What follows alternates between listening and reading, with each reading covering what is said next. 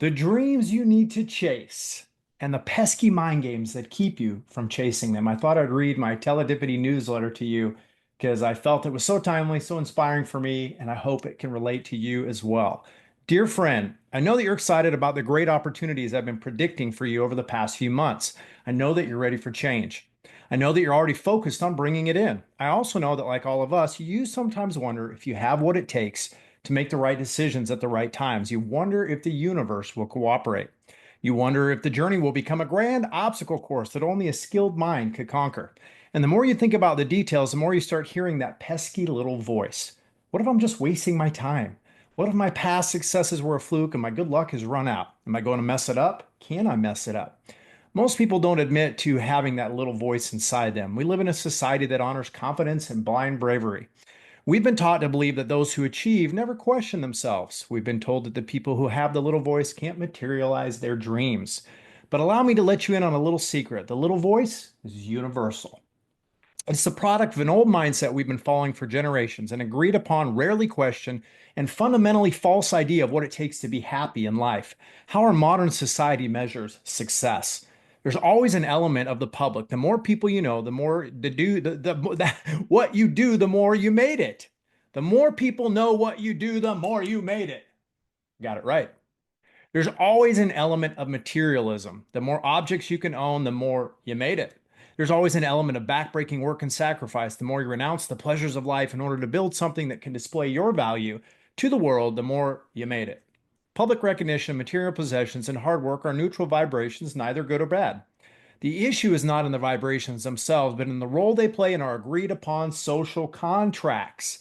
You have to stop and think about the origin of those contracts. It was the dawn of the industrial 20th century, a unique period where factories, commerce, and technology shifted the focus of our lives. We became enamored with our potential to concoct technological marvels, and we began to celebrate those who have participated in the quest to push humanity forward through technology. Soon, belonging and thriving meant learning skills that would be useful to the industrialist machine. We began to define happiness in terms of productivity in service of our collective dreams of innovation. We began telling ourselves that fulfillment could be found through hard work of things that we had no interest in so long as we could participate in the abundance that those new technologies enabled. The concepts of weekends and the 5-day work week were first born, and so were our collective beliefs around earning value through sheer talent, superior intelligence, competition, and hard work. From the perspective of numerology, the 20th century was governed by the vibration of the 19. 19, individuality, competition, worship of the individual, constant change, strength, and bravery. It was a century where humanity was obsessed with proving who was best. Nations competed over who had the best technology. Corporations competed over who could dominate entire markets. Individuals were taught to value joy in terms of their professional accomplishments and access it gave them to reap the benefits of innovation. The 20th century taught us that dreams could only be earned after years of dissatisfaction, personal sacrifice, and perfectionism. It taught us that our happiness came from the financial stability and public recognition that our work could earn, not the impact it unleashed. It taught us that gaining financial stability and public recognition was extraordinarily difficult, a feat only remarkable people with superior talents and a more evolved intelligence could accomplish. It taught us that we should be competing with each other in order to earn our place, always watching out for more intelligent or more brave people who could steal our lunch at any moment. When you follow the 20th century mindset, you're tricked into punishing yourself along every step of the journey to your dreams. You punish yourself before you get started. You have to spend years managing overwhelming self doubt as you strive to settle, whether you have the inborn talents and the courage to make them happen. Once you finally settle that you can do it and get started on the journey, you still punish yourself. You believe you must sacrifice many of life's joy and that no intermediate accomplishments will matter unless you reach the top. You become obsessed with the prize as life's blessings pass you by unnoticed.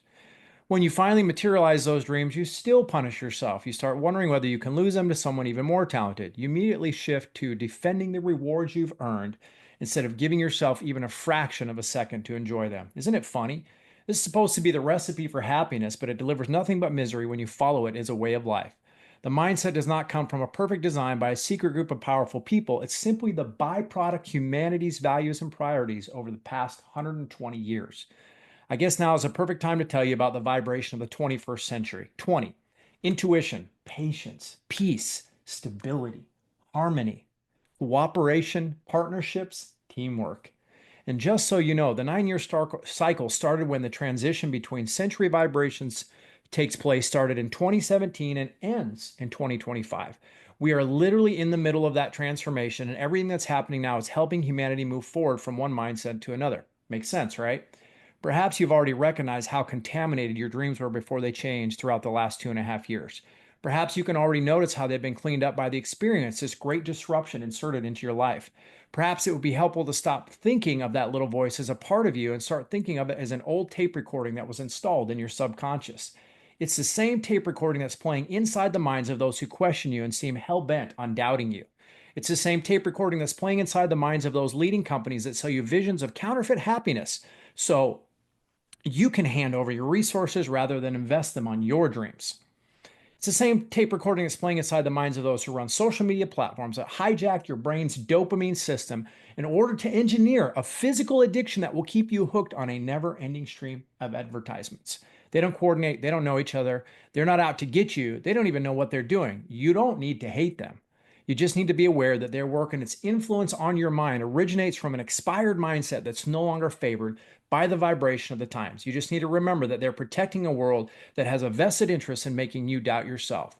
A woman who believes she must measure up and be perfect in order to earn opportunity is a woman who will forget what she's truly passionate about. A man who cannot bear to be seen through side eyes, whispers, and criticisms is a man who will not follow his true calling.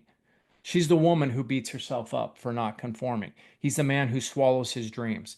They spend a lifetime judging themselves with a scale that was built for an entirely different chapter in human history. Even when they detect their true purpose and do whatever it takes to manifest it, they will still fantasize about it with the rules and values of an industrialist century that has already come to an end. We've already evolved from that time in our history. We've already understand the limits of that world. We already get, at least intuitively, that there is more to fulfillment than applause and things. If you're dreaming of money and public recognition, you're still operating in the 20th century. There's nothing wrong with that. Just remember there's a bigger evolution taking place before your eyes. It's the dreaming of joy from work, freedom of the highest order, a limitless use of your own creativity, real world impact from your creations, a world of cooperation rather than competition, and a balanced life with equal space for friends, adventure, and love. You've already migrated into the 21st century, and the world is blessed that you did. TeleWD came to your inbox to remind you to trust yourself and those crazy dreams.